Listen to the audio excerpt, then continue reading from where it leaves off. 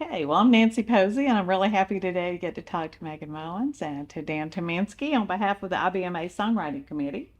Uh, yeah, Dan, the Appalachian Aid concert was here last week, and C.J. Lewandowski was playing with Ned Lubarecki, and they proposed getting you to join them in a band called the Unpronounceable Mountain Boys. That would be the So, unpronounceable Mountain Boys. Yeah, that's so, I could barely so handle my name. Forget that's about that. right. Yeah. So throw them all in. And Megan, I've really enjoyed going down the rabbit hole listening to your songs as well. You're a fiddler and a singer and a songwriter. So happy to see you all together. Thanks for having me. Yeah. Well, at the World of Bluegrass this year, I moderated a session for the songwriting committee that was called "How I Write Songs," and we had three panelists that had a lot to share. I think that was really helpful for aspiring songwriters. But it really came down to the logical truth: there's not just one way to write a song. I think you know that. And both of you have plenty of songs in your catalog, and I doubt they were all written the same way. But yeah, today we particularly wanted to talk about Silence in the Brandy, one that appears on your latest studio album and on the Live at the Ryman album as well. The song caught the attention of Mike Mitchell, who's an integral part of the songwriting committee, particularly because he said it called up memories of his father, who served in Vietnam and came home, and the aftermath was not pretty. You know, he dealt with a lot of the struggles after that. And as Mike acknowledged, it's really a common story that strikes a nerve with a lot of veterans of different wars, and particularly the families that are affected. So, kind of what I want to about today is just how you wrote that song. Sure. So, first, have you the two of you written together before? That was our first swing. I mean, no, well, technically we have written together, but not just the two of us. Yeah. We've written together as part of a group, Yes. Okay. right? We have been, two pieces of a four-piece write a couple of times, but that was our first time, just Megan and I in a room together. And it's a story that has been told. I know that it's not an unfamiliar story, but it's a story that is very uncomfortable to talk about. That when it comes to the topic of PTSD in any form, really, everyone's aware of it, but there's no good way to start a conversation or to maintain a conversation about that. It's just uncomfortable. And I know we were talking, and we both had people in our lives that had those struggles. I mean, with me, it was my father, brother, well, most of my relatives served in some form of the military, and it was a forbidden topic to talk of when I was home. I mean, there were no guns allowed in the house, and there was no speak of whatever happened. What was it like when you served your time? And it was just such a hard topic to speak of. When we were talking about writing about this, the challenge was trying to present it in a way where it wasn't so uncomfortable to hear, and we still got to tell, I think, a lot of truth in that song. That was not the easiest song to write, but there was a big payoff for me at the end of that song, because it was the deepest song I've probably gone down in a bluegrass world. Now, and I understand that you really didn't have the song idea until you started working together. That day you just came, and how did that topic come up? We were talking about, we met for something, and then we thought, well, if we're going to meet, we're going to write a song. I don't know if it was a fiddle or what it was. But anyways, we were talking it over, and we just were throwing stuff back and forth. And you had some kind of notebook, right? I think. I mean, I always put down song titles or notes, just stuff that might spark a conversation. But really, yeah, there was no. I mean, we didn't go in with a mission. We Yeah, and certainly let's not. write- Oh, we're going to write a write war a song about PTSD. And we got in a conversation, and the conversation kind of went in that direction. And before we knew it, we were talking about those types of things, and said, what if we tackled a song like that? And you were willing, which was amazing, and I was too stupid not to try. That's a tough song to go after. Right. But we came about it pretty honestly. We both had situations in our life where we dealt with that topic and wanted to see if we could find a way to sing about it. And thank you for being there for that one, because I definitely don't have that song without you. And that's one of the songs that gets a lot of attention that I still play. I mean,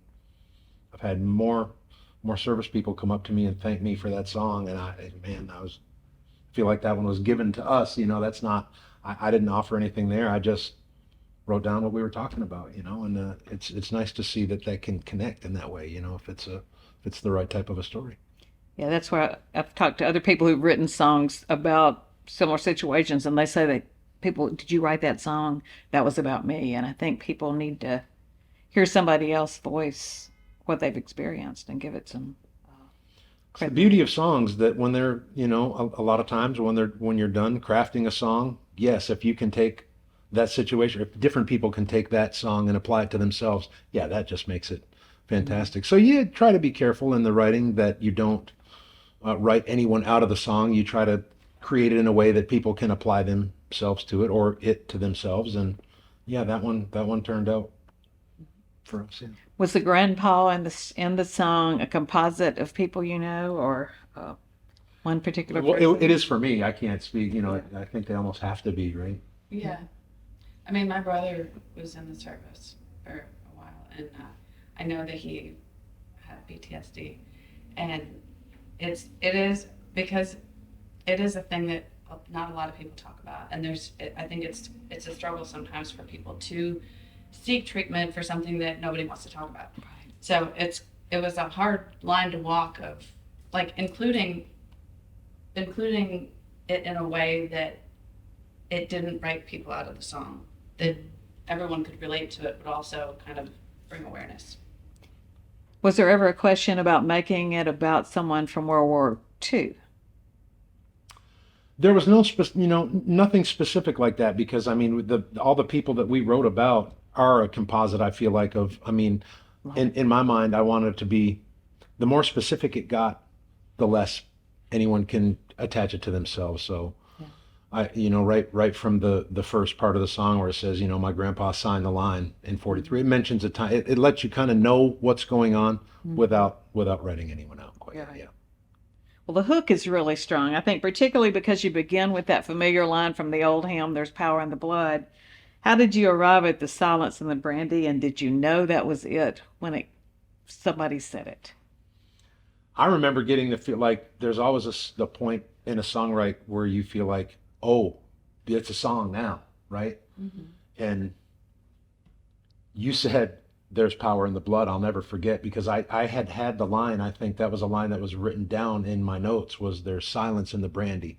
And that was a thought that it wasn't necessarily about that song, but about, well, what it actually means. It wasn't about that topic, but it was about people who drink to quiet the problems in their life, right? And when I said "There's silence in the brandy," she immediately said, "Well, there's power in the blood." And when she said "There's power in the blood," and I said, "But there's silence in the brandy," we both high-fived, right? And we knew there was a song. Yeah. Now, from that point, that's when I knew, like, uh-oh. Now there's some real work now to make. Where do we go from there? And I can't remember exactly how we got there, but I remember the moment that you said "There's power in the blood" to "There's silence in the brandy," and it was like that was when it felt like a song. Right. So often people, when songwriters or even poets and novelists find that their readers or listeners assume the songs are about them. And do you think it's easier to write one like this where it's obviously not about you?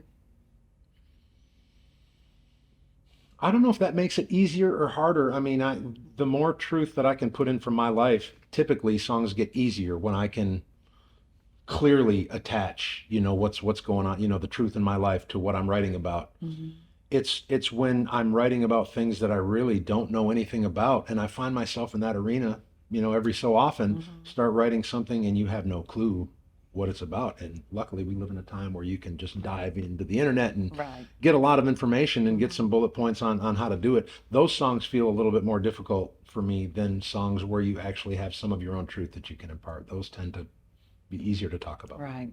I think they come across as more authentic sometimes. Hopefully, yeah. If they at least should, because there's more truth in it. Yeah. So. Nobody says, "I didn't know Dan was in World War II." Or, well, I'm sneaky old. Yeah. I am. It's true. I noticed that. Yeah. As I've listened to the song, because I've listened to it, I don't know how many times now, kind of immersed myself. And I noticed that you shift from third person in the beginning of the song to first person and then back. And you do that, I think, real cleverly that, I heard him saying. Was that something you had to figure out how to do to actually let the grandfather speak and use that first person I? Yeah, boy, do you remember how it came to that? I mean, I think that's the songwriter muscle just kind of getting exercised. You try to find a way to make it to make it work. And at some point, we obviously felt like, we needed to hear from him, himself, because that's the whole subject. And I felt like that was one of the ones that was difficult to get there, but I remember, feeling my little hand, reaching around and patting myself right here on the back at being able to tell it from three different perspectives, because each time the chorus, and when we worked it up in the band, I remember, that was okay. We have to remember now, wait a second. He's talking about him. Now he's talking about himself. Now we're talking about him again. But so every chorus is slightly different, but it does say the same thing. Yeah. You were obviously the clever one behind that, because I couldn't have done that. There's no, I know me, Yeah. and I don't have that. So, we had the idea, and then she worked all the hard parts out. Yeah. It helps to have somebody that can pick up the slack, right? And did I understand your intentions well, that listeners get to meet the old man, but they also get to meet the young soldier. Well, it's broad. I mean, it's broad. When I see the song, I mean, first and foremost, the way the song starts, you're obviously talking about your relationship, how it makes you feel. But it seemed like once we got into the song, it was bigger than that. It was more than just how I think about it. It was what it actually does to the person. And I know in my life, that was my dad's way of, particularly when I think about the line or the hook of, there's power in the blood, because my dad was a believer. But he drank to quiet his mind. That was his way of dealing with it. That was the only way he could shoo it out of his mind. I mean, he knew there was power in the blood, but the silence in him, it wasn't necessarily Brandy, but Brandy had the right rank for the song. Yeah. You have to be able to truth and tweak. fact. To say there's power in the blood, but silence in the Budweiser didn't quite just didn't have the same. In the Cosmopolitan, Right. Didn't have that and same. also PTSD does change your brain to where you are more susceptible to substance abuse because of what it does. Right. So I mean, that's not an individual problem of your dad. No, people self-medicate because they don't know what else to do, and because nobody talks about it. Right. And there's not a lot of It's that cycle. It's the support networks. They're not many. Yeah. And it really fits, I think, being on the album God-Fearing Heathen. There's that tension that it's not everybody doesn't live. You're not all or none. That we all have our different ways of coping with things, and it's not necessarily part of our belief system. Yeah, I mean, it's funny, that record, the songs in that record, I ended up, as you just pointed out, a connection. I found a few connections after the fact that I was pleased that they tend to work together. And again, if you're writing from a place of truth and everything, you're honest with yourself and can lift the veil a little bit. I mean, that was, I think, why I couldn't have ever written that song before we did, was earlier in my life. That's something I would have never wanted to share or talk about, that that someone in my family drank to kill the pain. That's not a comfortable thing to talk about. But when you can lift a veil and let a few truth bombs out, whatever you want to call it, I think it gives the listener a chance to feel something bigger than just a little mention of something. It makes you embrace the subject a little deeper. I think I read in a book recently that no secret gets worse by being told, and I think that there may be a lot of Be our next a lot of truth in that. let's get together. And I was interested just in your wordsmithing, though you really balance things in the lyrics. Like in the beginning, he has the rifle and the bottle by his side, and the end, it's the Bible and the bottle by his side. And you have him praying to God and serving God and thanking God. But then I think one of the powerful lines was, the devil has his whip hand on the trigger of my gun. So you've got God and the devil in there kind of wrestling. Well, that was him in my mind. That was him in the war. Like my dad he never shot a gun in his life until he was in the military, and I know that what I do know, though I didn't find this out from him, that he was in a position to have to pull that trigger, pointing it at another human being, and to me that's that's what was hardest for him, was the thought of the devil had his whip hand on the trigger of my gun. That was another, I remember another aha moment when that came about, and I'm not taking credit for it. You might have said it. I might have. However, it came up. It was It obviously got on the paper. it worked for what we were trying to say. Yeah. And the other, I think the reference to all those, is it ditch and gutter sins? All those ditch and gutter sins. I Yeah. know that was you. I Yeah. remember you saying ditch, and I was like, that's Oh, yeah. creepy. Yes. Yeah, yeah. It was, That's like really. That was really creepy. it was really poignant. But it's Mhm. that's The load. how you feel, right? That's how. Yeah. That's how it would weigh on you. I mean, thank God I've never been in that position. Mhm. You know, I can't imagine what it would be like. But a lot of people can't. A Yeah, lot of people have can't. lived it. How much of the song then do you think is about drink, and how much of it is about survivor's guilt and just coping with dark memories? Boy, in my mind, it's more about just the awareness that there's a situation out there that people step over. They walk right by. They don't address some of the big problems that we have, and boy, for me, it's about awareness. It's just raising the awareness that this is PTSD is real, and people deal with it, and they don't have the outlets they need to bring with it, and even just to be able to bring it up gives someone an avenue to be able to maybe have a conversation. Right. That and you know that stuff, it needs community and it needs contact to heal. I mean, you have to have a community of understanding to get through something like that, and that doesn't happen without talking about it. And this is just, for me, raising awareness. Yeah. And even whether it's alcohol or some people turn to drugs or whatever. I mean, whatever it is, it's not like the drinking or the drugs or whatever it is. It's just a Band-Aid for the survivor's guilt and for all these feelings that come with it, you know, from the trauma and all the situations and the having the trigger under your finger and all these things, like all that goes together. It's not like, oh, this person is just an alcoholic. They're just trying to get through life with what one they day, have.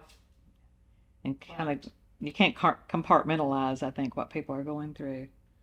Don't you find it's true for a lot of people that they choose the silence as a protective mechanism, not talking? I've heard so many times about people who, I've talked to young people who didn't even know their grandfathers fought in the war because they never said a word about it. And I didn't know my dad had until I was much older, before it was ever even brought to my attention. I was surprised. I remember finding out, and it was at that time I realized, when I started asking questions, there were no questions allowed. Yeah. Well, another friend, songwriting friend I spoke to recently, shared he had written a song about soldiers that included World War II and Afghanistan. And talking about the song, he said with a little bit of uncertainty, I don't think it's an anti-war song.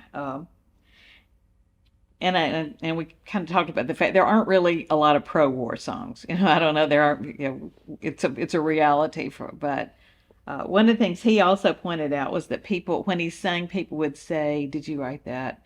That's my story." Are you hearing a lot from people other than more than about any other kids songs involved? that I have written in my recent past? For sure, there are more people coming up specifically talking about, that song. That again, when you find out after the fact that it means something more to someone else than you even knew going in, that it gives you, it makes you feel like it was worth doing. Like, it makes me look back and say, yeah, I'm doing the right thing. If I'm able to touch people and with whatever gifts I have, it's really amazing to see it means something to someone else. I mean, I've written a lot of songs that are just in the spirit of just fun, having fun, lighthearted, and it's great to see it affect someone, and then, raise a beer, have the night, and then that night's over and whatever. But something like that means something more to someone. Yeah, man, there's no better feeling as a songwriter than to feel like you've touched someone with a piece of work. And is that silence that the grandfather is going for in the song, that's silencing the voices in his own head. It's 100%. Not so much what other people are saying. So I think dealing with what's inside of us in whatever way seems to be a lot of what you're getting at with the song. Well, on behalf of IBMA and the Songwriting Committee, I appreciate you taking time to share, just to give us a little look inside the song, and because I do think it's one that has a lot of potential to touch listeners. we used to hear estimates of how many World War II veterans die every day. And I think probably the number is so small now of the ones that are still there that it's hard to imagine. But I think what you've done is what is the next step forward, is telling the story, listening to the stories, or remembering the ones that have been told to us. And I think that's what you've done really beautifully with this song. Thank you, and Megan Mullins, thank you. I mean, I don't write that if you're not there. I mean, our day started talking about fiddles Yeah. and and Stuart Duncan, because we Yeah. both love his fiddle playing. Yes. And we started talking, and before you knew it, we got to do something that neither one of us, I don't think, had any idea where we were going when we started. And it's this one's been a gift. I've been honored to be a part of it. I have. It's, this one I feel like was given to us. I don't think you can chase something like that. It's, we found Just when ourselves, it lands, you. we had an opportunity, and somehow we rode that wave properly, I think, that day. Well, thank you.